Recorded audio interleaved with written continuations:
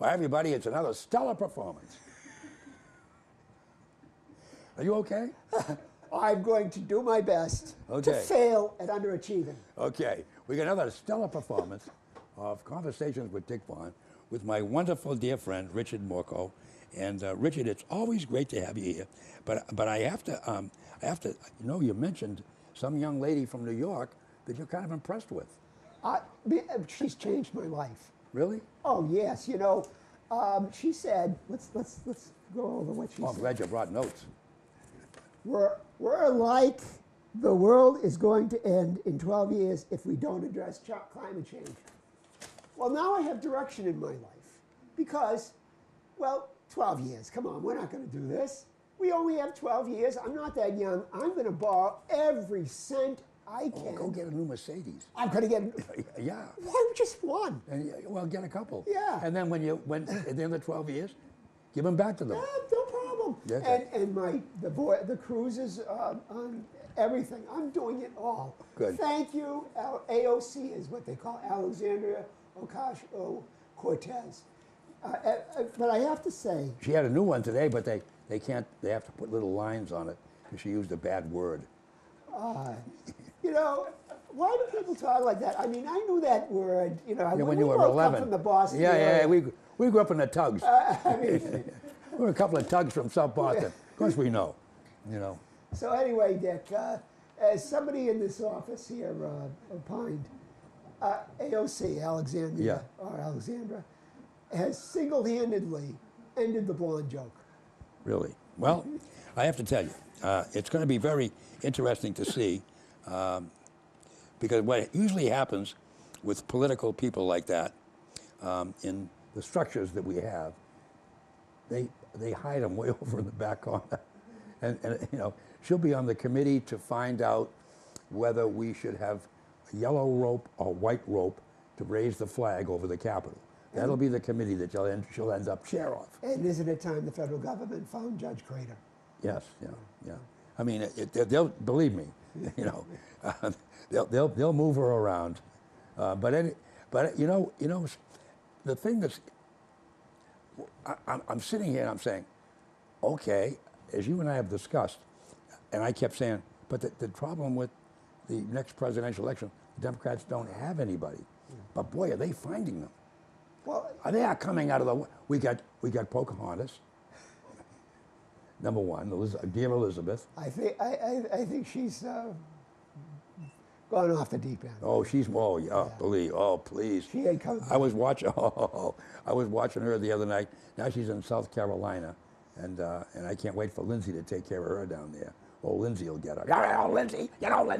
They'll get Lindsay. But anyway. We've got a few more people. And Go now ahead. we got, was it Kamala? Or Kamala? Kamala, yeah. Kamala Harris. Now she's jumped in. Now we got some guy, I can't think of his Beto name. O'Rourke. No, not O'Rourke. It's another guy. Some rep. There's a rep that's running. He announced, or he's going to announce. And now they're trying to drag Beto in. Oh yeah. And so it's going to be something that I am always tremendously against as a planner. I mean, I run campaigns. Yeah. The last thing we need is 11 people running for president, because and I still feel, I look back at the one that Romney ran in. Had 10 of those people stayed out of there, he might have won that thing. And the thing that I find interesting is when you crowd the fields like that, it ends up, what happens is they have these debates with 11 people on the stage, and they're not really a debate per se. They're absolutely not. They debates. just blah, blah, blah, blah, blah. Anyway, and what happens, and they start beating each other up, calling each other names, blasting each other, and it causes them to have to spend all this extraordinary money extraneously ahead of the when you really need it. So by the time you get your nominee, he's beat up, bruised, and broke, and the other guy wins. And that's my fear. If they're going to have any chance at all, they got to have one strong candidate. And then I see that my dear good old friend Joe Biden, they're going to drag him out again. What was that? Remember that movie that they blew the thing, they had the blow up? What was that thing, that movie? Remember that funny movie? Drew, what's that movie where they had the thing, they blew up, the guy was in the boat and they blew him up? He was a blow up doll, like. Oh, they brought this guy back. It doesn't matter. But Joe, we get Joe, Joe the blow-up doll. They're going to rerun Joe again. And I saw a thing this morning that says he's in a stronger position than everybody else. Well, of course, that's name recognition, obviously. But it's over, Joe. You know, it's time to move on, and I got it. And of course, my real fear is guess who's sitting out in the woodshed waiting to run? She ain't coming back. Don't count your chickens. She may come back to run, but she's beyond caricature. Don't count those chickens. I understand, but you know all those people who said they were moving to Canada? Some people never go away. If Trump won, they would move to Canada. But they didn't and move. I expected the roads would be, you know, Nobody went. clear. I would be able to drive everywhere because No, there'd be no traffic anywhere. nobody went. Well, nobody went. But But- if she came back, You know, there was a great song. You keep coming back like a song. And that's all I can think of is, Hillary, please go away. well, there was also And they keep dragging them out, the two of them. the country western standard we've discussed before. Yeah. How can I miss you if you won't go away? That's right. You know, and so the things I look back at, and I'm saying, wow, this is the best we got. And I'm talking about the president and then all the other ones that want to be the president.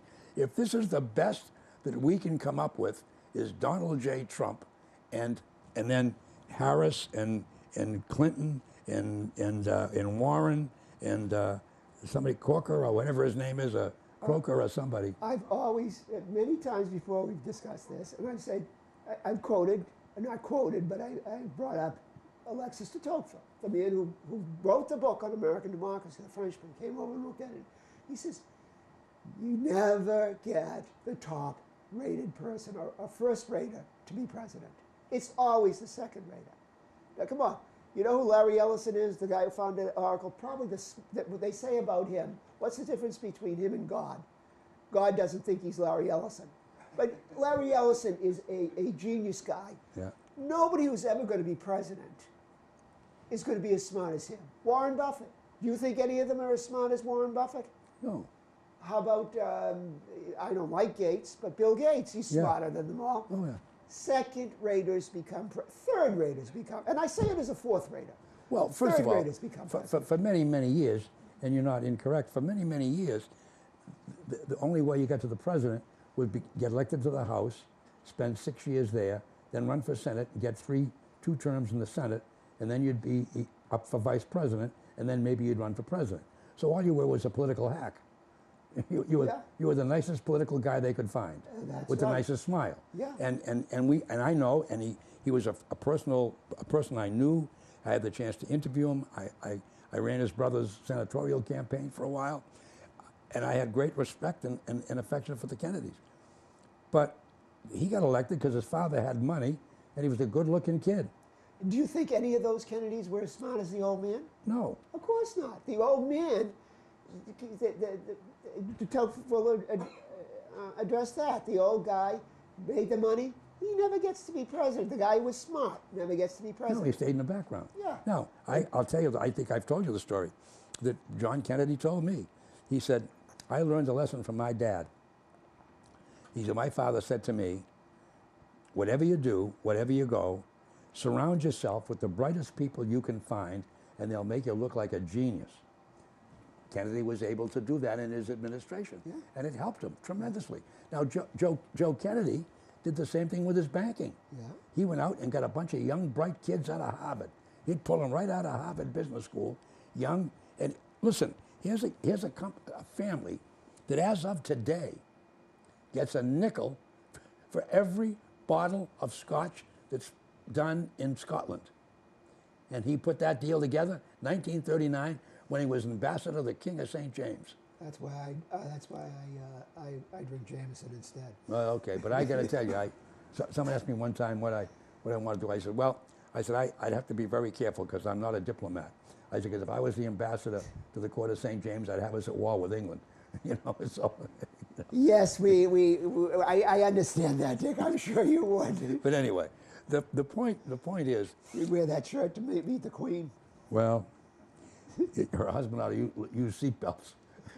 Can you imagine that guy out? That That old guy out there, 97 years old, rolls his Land Rover. How do you roll a Land Rover, number one, then didn't have his seatbelts on?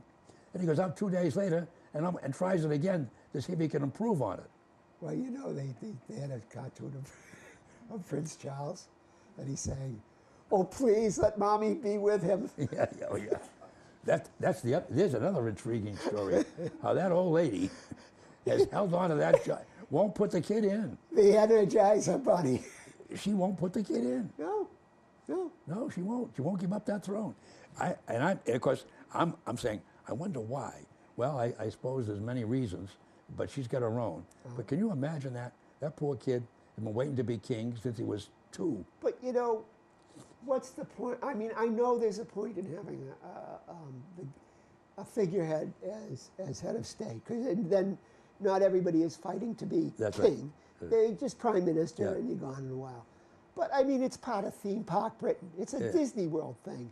Yeah. Oh, wait. What was the Sarah Ferguson said that they were trained when you were up on the thing to wave like this, and she's called it screwing in a light bulb. Yeah. I mean, so you know, how badly do you want to have to want this? But they go hoopy over the king and queen. Yeah.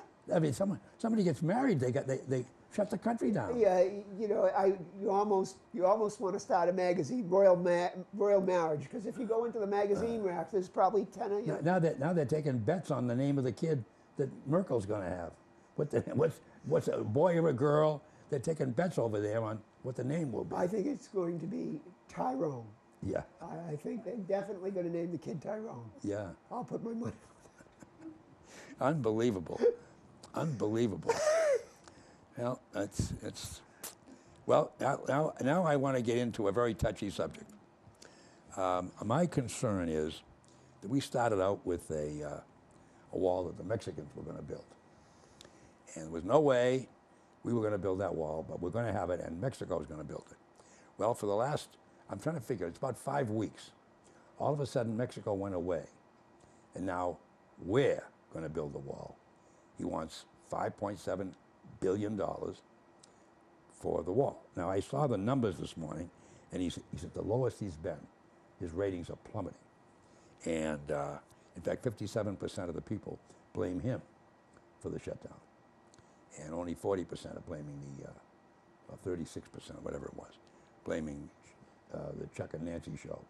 And so it's interesting. And I'm sitting back, and I'm saying, in the meantime, we got people who haven't eaten. One fellow was on today, he's an air controller, and he says he had to pick up a part-time job. But he says, you know, compared to what we were making, it's a pittance. I'm struggling. Now, the Coast Guard hasn't got paid, and I think that's too bad. And I think they have 2 bills that's going to be, and you got Uncle Mitch, who's going to bring them both up. And one is the Republican bill, which includes the wall, which he already knows he hasn't got the votes for. And the other one is the ones that the Democrats are pushing, which says we're going to leave the wall out. All we're going to do is open the government till February 8th, so that gives us time to sit down and negotiate on this other situation. We all know the Democrats are lying, though. We know they're lying. Lying about what? About, well, we'll talk about it later. Let's open the government and we'll talk about this. Well, they're not going to give him that wall. Yeah, so this is his only leverage. Now, I'm going to tell you what I actually, and I'm not a Trump. You think I'm a Trumper? I'm not. But I think there are things. I think there are things you like about him. Yes. And admire him for, that I struggle with. That's all. Okay. What I admire, one thing I admire, is somebody who will not worry about the popularity, will not worry that his ratings are low. That shouldn't be what somebody does in government. It should be, I will do this, the heck with the ratings. So that I do admire. The other thing is, all right, do you believe we should have a wall? If you believe we should have a wall, then yes, he should go to the mat. If you don't, then you're on the Democrat side, fair enough. But you can't say, you know, he's wrong to want what he wants if he believes it's right. You can't say that. Whether or not he's going to pay with it, yes, He's a liar. He's a politician. He's a liar. Bill Clinton said, I'm going to give you a middle class tax cut. And then he stood, I fought as hard as I worked as hard as I ever, not that he worked that hard ever. I worked as hard as I ever did in my life, and I couldn't come up with your middle class. He was lying. He was lying. Well, and you didn't, wait. And there's no problem with that. Let's be honest. And that's a I refuse to do that. terrible word. I refuse to do that. Did I You just will say not honest? make me- Did I just say honest? You will not make me be honest, and don't think you can. Get the swords out, the pistols. My point, I can't believe I said honest. Anyway, the point I'm making is that I am absolutely, look, first of all, let me share with you, and I've said this 100 times. The United States government, the state government, and most of our community governments are corrupt. We have corrupt people in office. Okay? That's coming, Elizabeth. We have corrupt people in office. Our government's corrupt. Yes. And as a consequence, that comes down. So, to your point, yes, they lie, because they lie to cover up their tracks. They lie to cover up their corruptness. They got their hands in the cookie jar. You know, every politician in office, and when the average person ever realized what these members of the House and Senate and what they get paid, and the benefits that they have for the rest of their lives. Yes, it is so corrupt. It is absolutely corrupt. When you're out of office, it ends. Oh, no, it doesn't. They get health insurance forever. They get a pension forever. It is an outrage what they do to the American people. Okay? And so, having said that, we have a corrupt government. And as long as we have a corrupt government, in order to keep it corrupt, they have to lie to protect themselves. So they lie. There's no question about it. Mm-hmm. Okay? No question.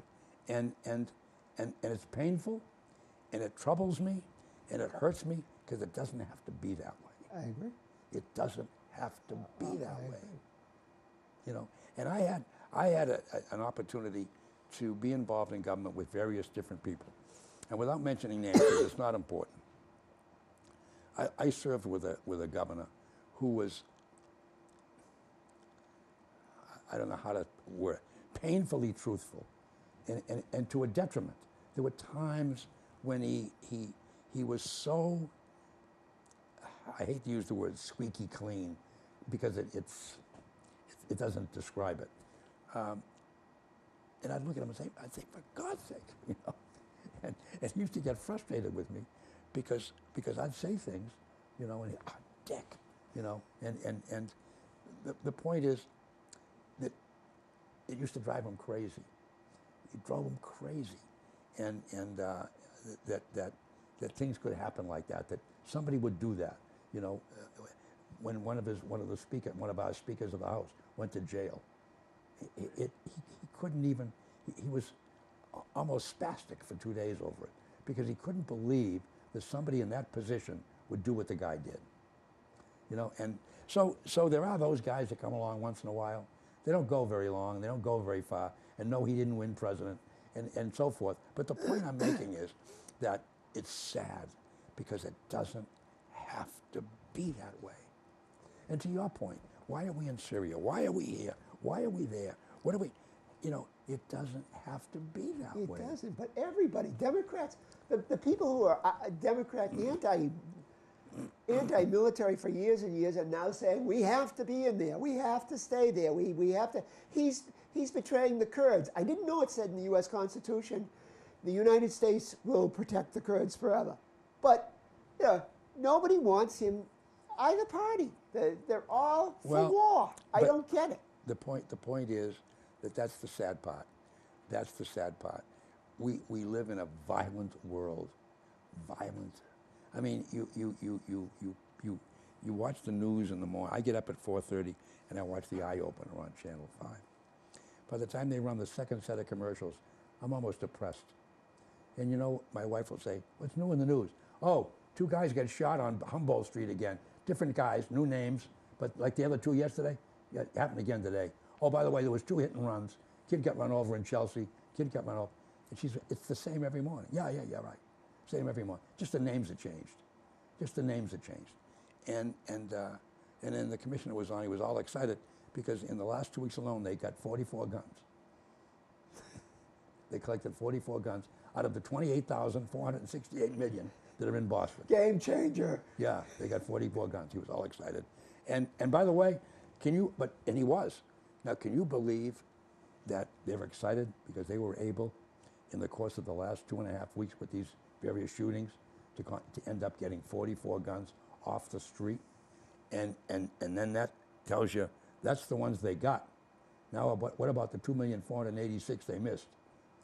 You know, and he says, there's way too many guns. You know, and you say, wow. Doesn't it scare you?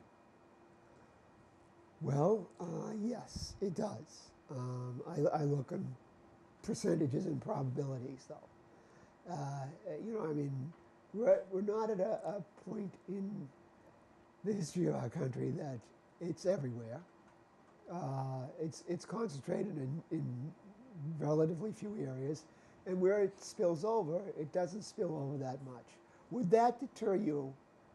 You know, if I said, Dick, I'm going to give you the keys to a condo on Marlborough Street, and you and your wife can, you know, anytime you want, that wouldn't stop you from going down to Boston, would it? Yep.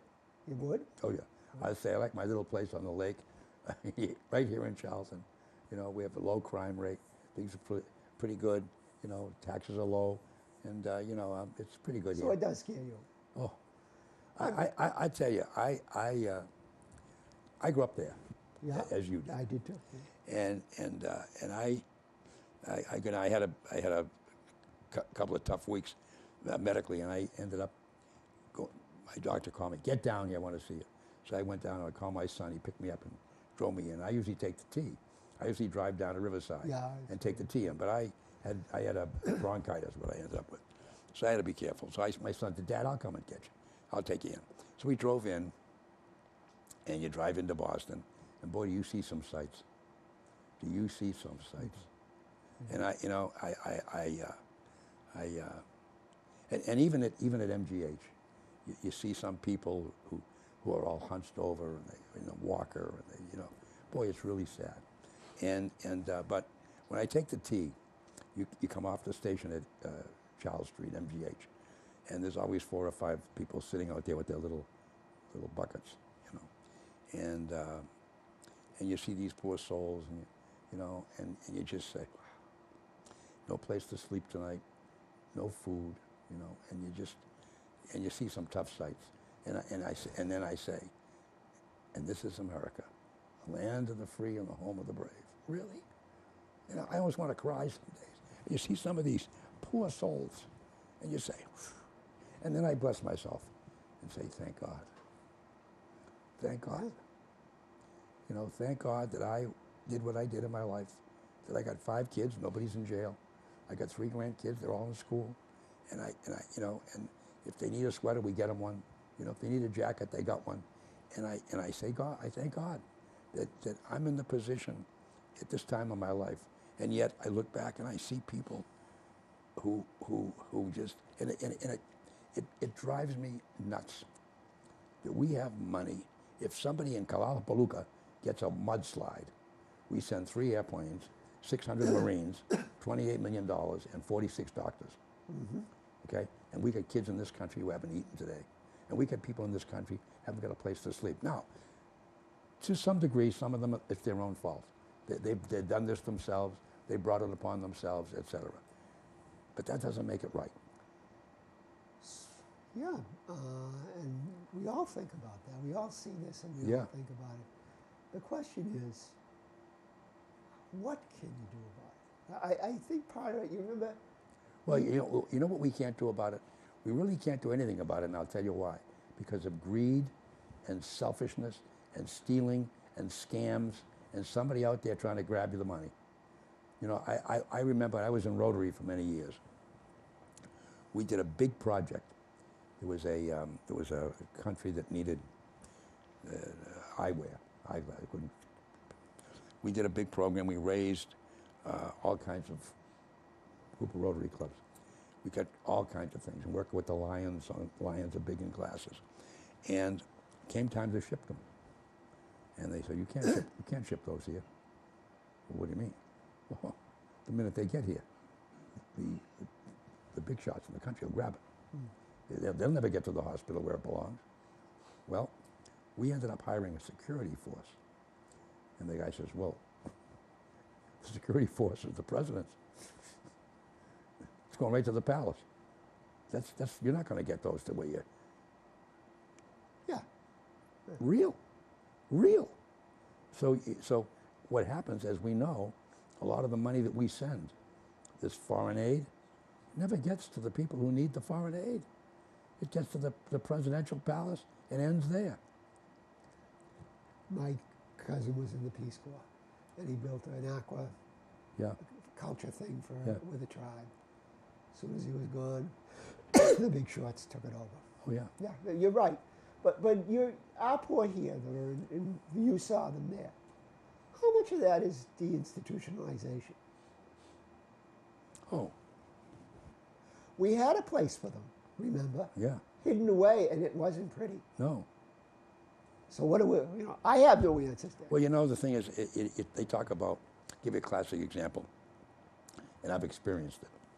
They talk about opioids and alcoholism, and they have these recovery centers. Some of them are run by major hospitals, like Partners runs McLean. It's a ripoff. If I took you, Dick, and I put you in a ward, and I lock the door every morning and every night, and when you come for a visit, you got to get a pass, and they let you in to see your loved one, and they kept you locked up for a week, you wouldn't drink either. Because they don't have a bar in there. Okay? So they keep you for a week. What about civil rights? Let me finish. They keep you for a week for $2,500, and you get a psychiatrist for 6 minutes every morning and a pill. And you get out, and 2 days later, you're back buying booze. Okay? It's a ripoff. But they do it over and over and over. Now, some people do make it. Now, you can go to an AA meeting, and you drop a buck or a quarter in the bucket when they pass it.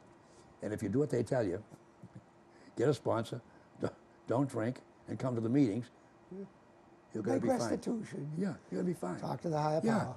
And you're going to be okay. And it works. I mean, I go to a meeting, 40 years sober, 20 years sober. Yeah. Lady got her 1 year pin the other day. Everybody's up cheering, hugging her. It's great. But then you sit back and you say, but would you change it for any other place, Dickie? No, I kind of like it here. No, I think I'll stay. You know what I'm saying? With all its frailties and with all its pain and with all its troubles, would you go anywhere else? This is my homeland. Yeah. I'm going to go home in my nice little house tonight, have dinner, relax. Yeah. No one's going to bother me. Be wonderful. Well, most of the time in West Brookfield, And that's true. if I don't put on the TV and watch the 6:30 news and have David Muir spend 12 minutes on, you know who. So Now that's the last thing. No more press briefings. Told Hickleby, whatever her name is. No more. Sanders, or Sanders, Yeah. Told her no more. Well, why should he? Well, he says it's a joke. They're rude and they yell at you. Don't do it anymore. Well, do you think he's wrong? It's fake news. Do you think he's wrong No. to do that? I think that would be a little shrewd. No. Do it. Let them have it. It's fun. For whom? For me. Okay, we all know the democracy is only to serve Dick Vaughan's purposes. It's a circus. I love to watch them, and I like to watch her defending what he said that he said he didn't say, and then they play the tape that he said it, and then Rudy, boy, is Rudy helping him. Woo! Yeah, well, Rudy. Now they got a story today that they asked him, please don't go on after you've had a few drinks. Evidently, he's been going on night TV after he's had a few drinks. Have the drinks after, Rudy. Yeah, afterwards, not before the show. I think somebody's figured out. We invite Rudy on later. Yeah. He goes out, he goes to his favorite restaurant, has some pasta, has a little vino, and he's happy. Well, who wouldn't be? Yeah, why not? There you are. Hey, folks, did you enjoy the show today? I had a great time. Subscribe. I really enjoyed it. I did too. Richard, thank you very much. Subscribe to TV Conversations Conversations and the Long Hill Report. Here you go.